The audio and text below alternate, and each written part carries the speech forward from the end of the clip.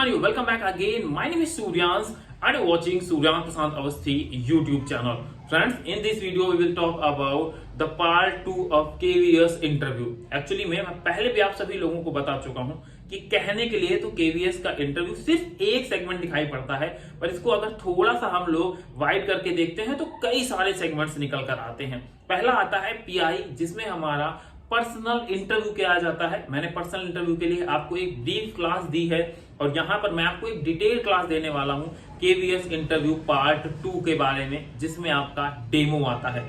Demo कहने के लिए तो एक लगता है कि आपको डेमो में सिर्फ बच्चों को पढ़ाना होता है, पर डेमो की शुरुआत एक बहुत ही इफेक्टिव ढंग से करनी चाहिए, क्योंकि अगर आपको एक अच्छा इंप्रेशन क्रिएट करना है तो आपको सबसे पहले बिगिनिंग की तरफ ध्यान देना पड़ता है। जैसे जब आप PI के लिए जाते हैं, पर्सनल इंटरव्यू के लिए जाते हैं, इन दैट कंडीशन सबसे पहला फर्स्ट इंप्रेशन जो आपका पड़ता है वो पड़ता है कि आपकी ड्रेसिंग सेंस कैसी है, मतलब आपने क्या पहना है। क्योंकि जब आप एक अच्छी ड्रेसिंग सेंस के साथ जाते हैं तो ये समझिएगा कि बिना कम्युनिकेशन के सामने वाले के पास आपकी कैसी इमेज पहुंचानी है ये आपके ऊपर डिपेंड करता है। तो ड्रेसिंग सेंस के ऊपर तो एक कंप्लीट वीडियो दिया है बॉयज के लिए, तो बॉयज उस वीडियो को जरूर देखें। गर्ल्स के लिए नेक्स्ट वीडियो बहुत जल्दी आने वाला है, तो थोड़ा सा करें इंतजार। पर आज इस वीडियो में डेमो टीचिंग के पार्ट 1 के बारे में जरूर सीख लें, क्योंकि जब तक आप वो नहीं करेंगे तब तक ये समझिएगा कि आप जो अच्छा इंप्रेशन क्रिएट करना चाह रहे हैं उसमें कहीं ना कहीं आपको काफी ज्यादा लॉस देखने को मिलेंगे।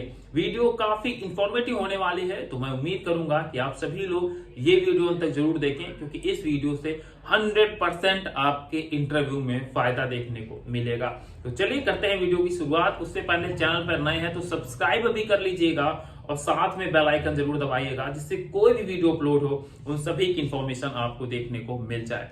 दोस्तों, अगर बात करें हम लोग KVS के डेमो पार्ट के बारे में, तो डेमो पार्ट आने से पहले एक सबसे इंपॉर्टेंट पार्ट आता है, वो आती है हमारी ब्लैक बोर्ड स्किल। क्योंकि डेमो करने से पहले आपको ये दिखाना होगा कि आपके अंदर टीचिंग के कितने एथिक्स हैं, कितना आपको टीचिंग के बारे में पता है। और ये सब बहुत बेसिक होता है, पर मैंने YouTube पर देखा है बहुत सारी गलत चीजें सर्व करते हैं कि ये ऐसे करना है, ये ऐसे करना है। इतना आपको कुछ नहीं करना, और इसके साथ कुछ डाउट भी साथ साथ क्लियर करते चलेंगे, तो वीडियो खत्म होते होते आपका हर एक कंफ्यूजन खत्म हो सके।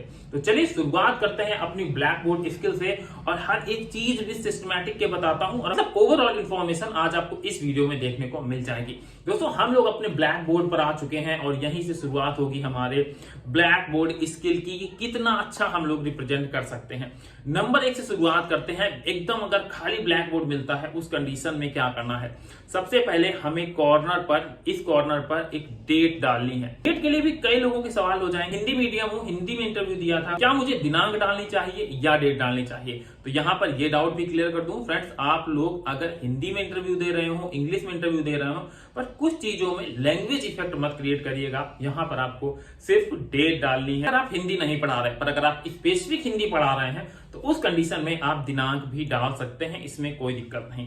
दिनांक डालने के सिर्फ 2 ऑप्शन अडॉप्ट करने हैं, इसके अलावा कोई कुछ भी कहता रहे आपको नहीं करना है। मान लीजिए एक एग्जांपल हम लोग डेट ले लेते हैं 24 फरवरी 2023, तो सबसे पहला तरीका आपका और सबसे बेस्ट तरीका ये माना जाता है कि आपको सबसे पहले डेट डालनी है और उसके बाद मंथ का नाम डालें। अगर नाम डालना है तो कहीं ना कहीं थोड़ा सा अच्छा प्रतीत होता है। जैसे मान लीजिए 24 फरवरी, उसके बाद 2023, पहला तरीका ये होता है। दूसरा तरीका होता है कि आप 24, इसके बाद डैश, उसके बाद 2, उसके बाद सन डाल दें। मतलब ये 2 बेस्ट तरीके होते हैं, और इनमें से जो सबसे ज्यादा बेस्ट है वो मंथ का नाम डाल दें तो बहुत अच्छा रहता है। उसके साथ ये हो गया डेट का सेक्शन कंप्लीट। और अगर मान लीजिए आप ब्लैक बोर्ड पर जाते हैं और पहले से कोई इंटरव्यू देकर बैठा है, तो आपको वहां पर यह दिखाना है कि आप उस डेट को एक बार चेक कर रहे हैं, एक बार देख रहे हैं। ये मत करिएगा कि पूरा बोर्ड आपका पहले से फिल है, तो उस कंडीशन में जाते ही जाते आप अपनी डेमो टीचिंग करने लगे। कुछ ना कुछ आपको इंप्रूवमेंट जरूर करना है। अगर मान लीजिए पहले से डेट पड़ी है तो क्या आप इरेज कर दें? जी नहीं, आप इरेज मत करिएगा, उसको बना रहने दीजिएगा। बस उसमें थोड़ा सा अंडरलाइन या कुछ ऐसा इफेक्टिव करिए कि सामने वाले को लगे कि अगर यहाँ पर डेट नहीं पड़ी होती, इन दैट केस कि आप उसमें डेट जरूर डालते। अगला नंबर आता है डेट के जस्ट नीचे आपको डे डालना पड़ेगा कि कौन सा डे हमारा है उस दिन। जो भी डे हो, मंडे, ट्यूसडे, वेडनेसडे, आप उस डे को जरूर डालें। हिंदी इंग्लिश वाला मैंने बता दिया कि अगर कोर हिंदी पढ़ा रहे हैं, शिक्षक पढ़ा रहे हैं हिंदी, उस कंडीशन में आप हिंदी में डाल सकते हैं। कहूंगा कि आपको इंग्लिश ही प्रेफर करनी चाहिए। ये दो चीजें आपके एक कॉर्नर पर मैनेज हो गई। दो चीजें कंप्लीट करने के बाद इसी लाइन में हम लोग आगे एक नया कॉलम बनाएंगे और इस कॉलम में डालेंगे कि आप किस क्लास में पढ़ा रहे हैं। और आपको एक चीज ध्यान रखनी है कि आप उसी क्लास को डालें जिस क्लास का, अगर आपसे बोला गया है कि कोई टॉपिक पढ़ाना है तो आपने जिस क्लास का प्रिपेयर किया है आपको क्लास डालनी है, उसके आगे उस क्लास को डाल देना है। इसके बाद आता है चौथा कॉलम और चौथे कॉलम में आती है बात हमारी कि कौन सा पीरियड चल रहा है। मान लीजिए आपका वहां पर पहला दूसरा कुछ भी लिखा है, पहले जिन्होंने इंटरव्यू दिया है तो आपको वहां पर उसको जरूर चेंज करना है। अगर दूसरा है तो तीसरा कर सकते हैं, तीसरा है तो चौथा कर सकते हैं, मतलब कुछ ना कुछ वहां पर आपको चेंज जरूर करना है। ये डालने के बाद आपका एक तरफ वाला सेक्शन पूरा कंप्लीट हो जाएगा।